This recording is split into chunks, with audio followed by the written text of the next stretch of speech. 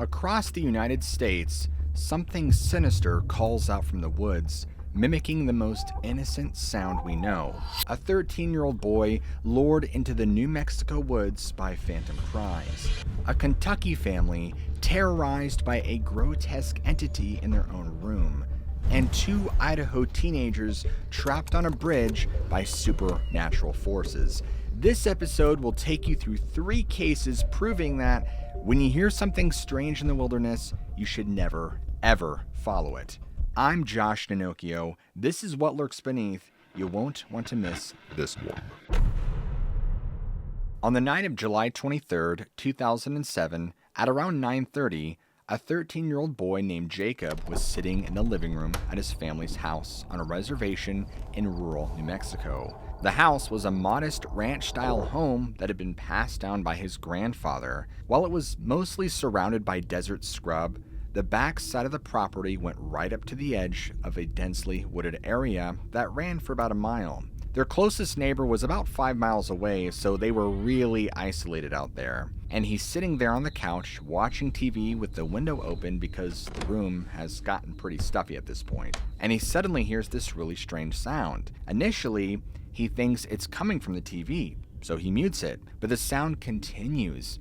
And that's when he realizes that it's coming from outside. So he holds his breath so he can listen better, and it sounds like maybe it's just the wind or maybe an animal. But as he continues to listen, he realizes that it's a sound he recognizes. It sounds exactly like a baby crying. At the time, Jacob had an older sister who had moved out years back, but her son had a really distinctive cry, and this sounds kind of like him. So Jacob is thinking, oh, they've just dropped by for a visit. And so he turns off the TV, he heads to the front of the house, fully expecting to see his sister and nephew.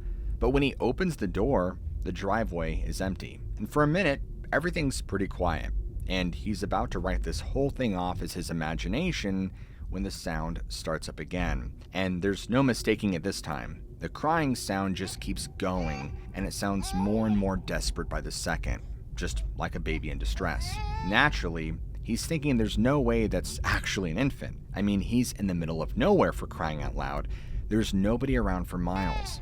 But as he continues to listen, the crying continues, and it sounds so real and human that he can't shake the feeling that maybe there really is a baby somewhere outside. And this is where he begins to feel really unnerved because something about the entire situation isn't sitting right with him. He takes a closer look around. It's pretty dark by this point, but there's a full moon, so he could see pretty well across their property. And as he's looking around, he doesn't see anybody, but he could still hear this crying sound, and he thinks he can pinpoint where it's coming from. It seems like it's coming from the edge of the woods at the back of their property. And he stands there for a few moments just contemplating what his next move should be, and then heads back in the house and out the back door. Immediately, he can hear the crying even more clearly. No mistaking it, it's definitely coming from the woods. All these horrible thoughts are going through his mind, like, what if somebody just abandoned a baby out here? Or what if a toddler had somehow got lost? He knows it's unlikely, but he's not heartless. He just can't ignore it. So he steps off the porch and begins to walk across the backyard, heading towards the woods. At this point, the crying sounds are getting louder and louder as he's approaching the tree line. But when he reaches the edge of the woods, he stops for a moment. It's really dark. The moonlight that's lighting up the rest of the yard pretty much stops just a few feet into the forest. And the crying sounds like it's coming from just inside the woods.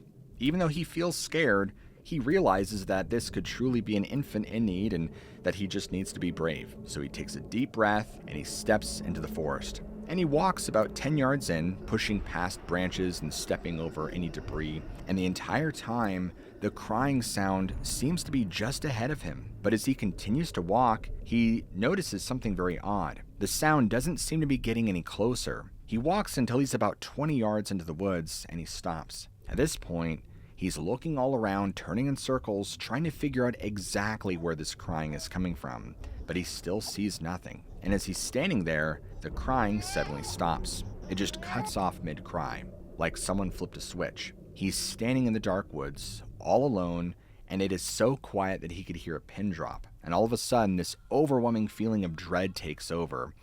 Now, I don't know if any of you out there have ever got that gut feeling where you realize you're at the wrong place at the wrong time. That's what was happening. It's like he's being watched. The hair on the back of his neck stands up and he feels really exposed and vulnerable. Without even thinking, he turns around and starts running back toward his house. And he books it inside, and once he's locked the door, he goes to the window and looks out towards the woods again. But there's nothing there. At this point, there's no sounds, there's no movement, there's really nothing unusual. And for whatever reason, the crying never returned, but neither did the sounds of the forest. That night, he really struggled to sleep. He wasn't sure if his mind was just playing tricks on him or what the deal was, but he was sure that what he heard was a baby crying. There's just no mistaking it. Well, the next morning, he comes to the kitchen for breakfast, and his dad is sitting at the kitchen table, drinking coffee, and his mom and sister aren't around. And Jacob sits down at the table, and for a minute, he doesn't really say much, because he's not sure if he should bring up what happened last night. But then he decides that he has to tell somebody. Eventually, he admits to his father that something strange did happen last night, and so when his dad asks what, Jacob explains the entire scenario from start to finish. But as he's telling his father the story, he notices his dad's expression completely change. He's no longer just casually listening, he's sitting up straight, and there's this look of concern on his face. And when he finishes his story, his dad is quiet for several moments. Jacob is convinced that his dad doesn't believe him, so he asks him if that's the case, and to his surprise, his father blows him away and explains that not only does he believe him, but that his own father shared the exact same story from when they lived there. Sometime long before Jacob was born, his grandfather was alone at the house, and according to what he told Jacob's father, he had been woken up by what sounded like an infant crying outside. And just like Jacob, his grandfather had gone out to the woods to investigate and found nothing. Even though he was using a flashlight, it seemed to stay just ahead of him no matter how far he looked.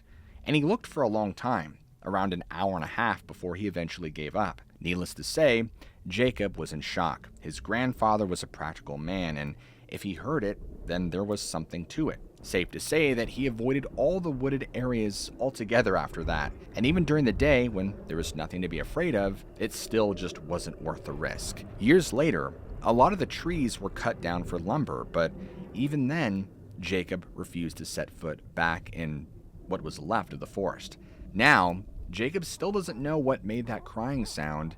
Was it some kind of animal that just happened to sound like a baby, or was it the wind playing tricks, or was it something else entirely? Maybe something that had been there long before his family moved on to the land, something that had called out to both him and his grandfather years apart. Jacob learned a valuable lesson that a lot of us should learn. Trust your instincts. In August of 1961, in the small town of Rogers, Kentucky, a woman by the name of Mrs. Quinn was sound asleep in her bed. She lived in a modest home with her two daughters, Judy, who was 14, and Brenda, who was younger. Rogers was the perfect place for Mrs. Quinn to raise her children. Here, it was quiet, and nothing much ever happened. But on this night, everything seemed normal. But around 1:30 that morning, Mrs. Quinn suddenly woke up, and right away, she wasn't sure what had disturbed her sleep. There wasn't any loud noise or anything like that, but something had left her wide awake. And as she lay there in bed trying to figure out what was going on, she had a strange feeling that something just wasn't right. And then she noticed it. Something was right beside her bed, or at least that's what it seemed like at first. But her eyes adjusted, and she realized that this thing wasn't standing there. It was floating, and there was no way on earth that it was a human being. Quinn was staring at some kind of entity. She would later describe the thing floating there as vaguely resembling a baby, except that it appeared too large and lumpy and sticky. Those are very odd adjectives for this experience. It was also dark, almost charcoal color in the dim light. The thing had a very round head that threw off its own light. The dark baby's eyes were glowing, and even weirder, the wrinkles of flesh that curled around the eyes seemed to glow on their own, too, almost as if there was a light coming from inside. All those bizarre details aside, the closest comparison that Mrs. Quinn could make was that it reminded her of a roly-poly bug. You know, the ones that curl up in a ball when you touch them. And as you'd imagine, she was terrified. I mean, imagine waking up in the middle of the night and seeing this bizarre thing floating right next to your bed. She was so scared, in fact, that all she could do was lay there, completely frozen and staring at this bizarre intruder that had somehow gotten into her bedroom. And then, just after hovering there for a moment, this thing began to move. Now, at first, she was relieved that it was leaving her room, but that was when she realized, in a moment of horror, it left the room, but it turned and went in the direction of where her 2 daughters were sleeping. And as it quietly glided out of sight, she finally managed to break through her paralysis. She jumped out of bed, rushed after this thing, desperate to protect her children from this thing, but when she caught up with it, what she saw made her heart stop. This thing was now hovering directly above Judy's bed, and Judy, of course, was wide awake at this point, staring up at this thing, and with absolute terror in her eyes. Strangely, Judy would later report that as this thing hovered above her, she felt a very bizarre sensation. Although it wasn't touching her at all, it felt like she was being physically pulled on against her will. It was like this thing was using some sort of control that made her want to get out of bed. The sensation was irresistible. She said that she could actually feel herself slipping off the bed, being drawn toward it by some sort of force. Now, if you're a parent, of course you've run through a lot of scenarios in your head about how to protect your kids, but no one games out this scenario. So she doesn't know what to do, but just stands there in the doorway, watching this thing as her daughter's being pulled towards it. And then everything changed. It happened in an instant, just as suddenly as it had started. Judy said that the overwhelming urge to follow it just stopped. All Mrs. Quinn knew was that, at this moment, this dark baby simply blinked out of existence. It didn't leave through the door or the window, it just kind of vanished. This terrifying account would eventually come to the attention of Leonard Stringfield. Stringfield served as a public relations advisor for the UFO investigation organization NICAP, which was the National Investigations Committee on Aerial Phenomena. NICAP was headed by Donald Kehoe, and they were one of the most prominent UFO research organizations in the United States at the time. Even though ufologists got involved, it's not clear that the creature that appeared in Kentucky that night was an alien. I mean, after all, no one in the Quinn family reported seeing anything in the sky, so if it wasn't an alien, then what was it? Could it have been a water baby or something similar that had manifested in their household? And if so, where did it come from? What did it want with Judy, and why did it suddenly disappear? Unfortunately, we'll never know the answers to these questions. Whatever Mrs. Quinn and her daughters encountered that night in August of 1961 simply defies explanation and changed their perception of reality forever. What's really interesting is that the sound of babies crying in remote locations is something reported fairly often. Not only can some animals like cougars or bobcats make similar noises, but it is actually one of those things that pops up time and time again in various paranormal encounters. For example, late paranormal researcher John Keel noted that it was commonly heard in some UFO encounters. Go even further back, and European fairies were sometimes said to make similar noises in the forest at night. Nowadays, especially in North America, people associate the sound with Bigfoot. But as it turns out, Native Americans were certainly familiar with this phenomenon as well, and they sometimes blame these cries on mysterious entities known as water babies. They are powerful water spirits rooted in the folklore of several Western Native American tribes. They are said to inhabit bodies of water like springs, lakes, and streams. Those who have seen them describe them as creatures resembling human infants, and their cries are supposed to be omens of death or disaster. In various traditions, they might appear with fishtails or reptilian features, or might be the souls of babies who had drowned.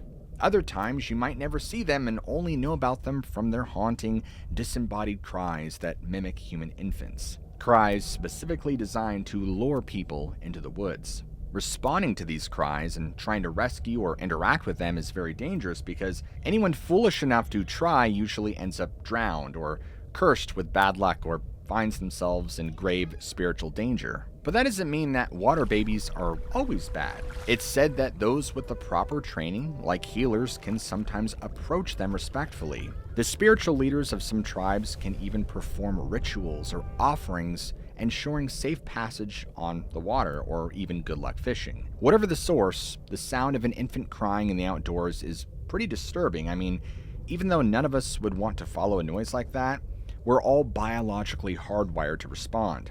In fact, a study from the University of Oxford found that the human brain lights up whenever we hear babies crying. The parts of the brain that respond are often associated with our fight or flight response. We tag them as important, milliseconds before we consciously process the sound. Seems like a part of our brains ripe for manipulation, doesn't it? Well, the answer seems simple then, right? Just don't go outside and don't respond. In the early 2000s, a 17-year-old boy named Bill lived in a small town in rural Idaho, about 5 miles from a reservation. Bill's town was one of those places that maybe had 10,000 people, where everyone pretty much knew each other and parents generally felt safe letting their kids run around. I mean, you could picture it. Quiet, safe, and frankly, boring for teenagers. Well, to combat boredom, Bill and his best friend Paul would often just hop in the car and drive around at night with nowhere particular in mind, just exploring the back roads and remote areas of their county. Occasionally, when they really wanted some excitement, they would venture off into the reservation. The reservation wasn't off limits or anything like that. It was just a place that their parents rarely went, and that meant that it held a certain sort of mystique for the two boys. They heard the rumor that there was actually an old bridge where if you parked at night and turned off your engine and lights, you could supposedly hear cries of the water babies.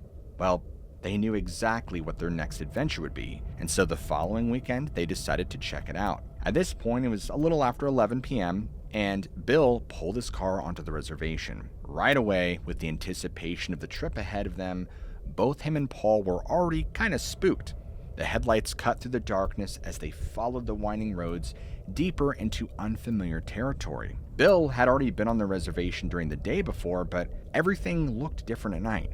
You guys know how that is. Things can look drastically different in the darkness. Paul asked whether or not Bill was sure about where they were headed, but Bill admitted he wasn't positive, but he'd heard that the bridge was supposed to be next to an abandoned schoolhouse. It couldn't be that hard to find, right? 20 minutes later, after driving around, they spotted what appeared to be that. Just an old, dilapidated building that was once clearly a school.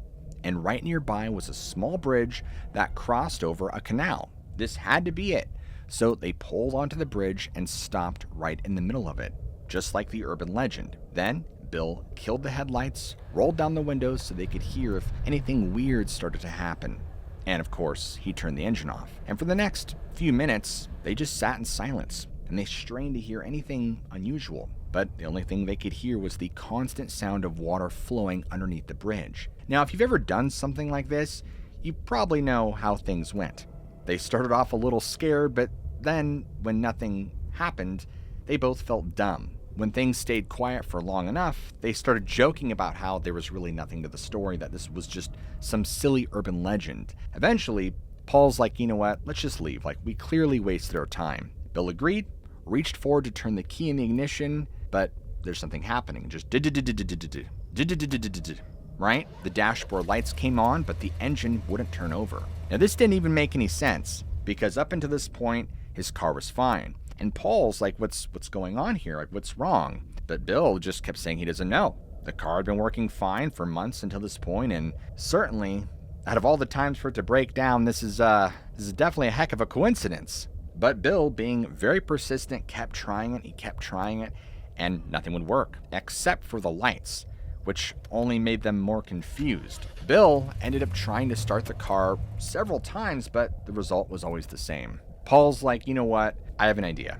Maybe it's the starter. And Bill agreed. But they were both starting to feel nervous, because here they were out here in the middle of nowhere. They were alone, miles away from home on a bridge that was supposedly haunted. If tribal police came by, well, it would look suspicious and they would have some explaining to do. So Paul's like, dude, you need to call your mom. But Bill didn't even have to think about it. He's like, no way. He knew that his mother would be furious if she found out that they were doing this. and she made herself very clear about how she felt about them being on the reservation late at night. So knowing that that was not an option, they both just sat there thinking, what are we going to do? Like, we got to figure something out. And at one point, Bill pulled out his phone and told Paul that, you know what, I'm going to call my buddy Mike. And at the time, Michael lived closer to the res than they did, and fortunately had a truck. If he was home, he could stop by and give their car a jump. Worst case scenario, he could simply tow them back. No problem, right? So he calls Mike. Mike answers. Bill explains everything,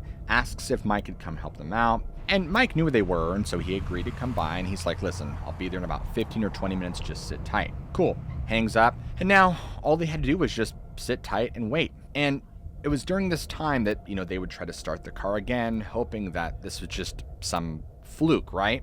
That they would somehow get a string of luck and the car would start, but it was no use. And they keep trying, and they keep trying, and they keep trying. This is weird. So 10 minutes goes by, and Bill begins to notice something moving near the canal. And because it's dark, he assumed that it was his eyes playing tricks on him, but he could see clear as day that whatever it was moving was on all fours, and it was moving along the edge and heading toward the bridge. Now, obviously, in the situation they're in, this spooked Bill, and so he quickly whispered over to Paul, and he's like, can you see that? Or is it just me? But Paul noticed it too, and gasped. Both men began to wonder if this was a coyote or something, because neither of them knew what it was. Even though there was enough light to see that there was something, they couldn't really discern by the shape what it was. It looked kind of like an animal, but it just kind of looked off. But they both continued to stare at this thing, and as it's getting closer and closer, it's becoming clearer. And as this is happening, they're realizing that aside from the shape, the way its movements were so awkward. Its limbs were too long, and the shape of its body was odd. And as it gets to a point in the canal where it's illuminated more by the moonlight, Bill can see that this is actually this very thin, gaunt, almost skeletal figure crawling around on all fours, heading toward the bridge. Now, if that isn't frightening enough, they can now see that its movements are extremely jerky and unnatural, more so than before because of the light, and it begins to climb up onto the bridge, which is now just a few dozen yards ahead of them, and they start to panic. Bill reaches out, honks the horn, and he's holding it down as hard as he can because everything around them is so quiet. The sound is so loud and abrasive in the night that it gets this thing's attention, and its head immediately snaps in their direction, and it stands up on two legs, just like a human being, its arms hanging limp at its sides.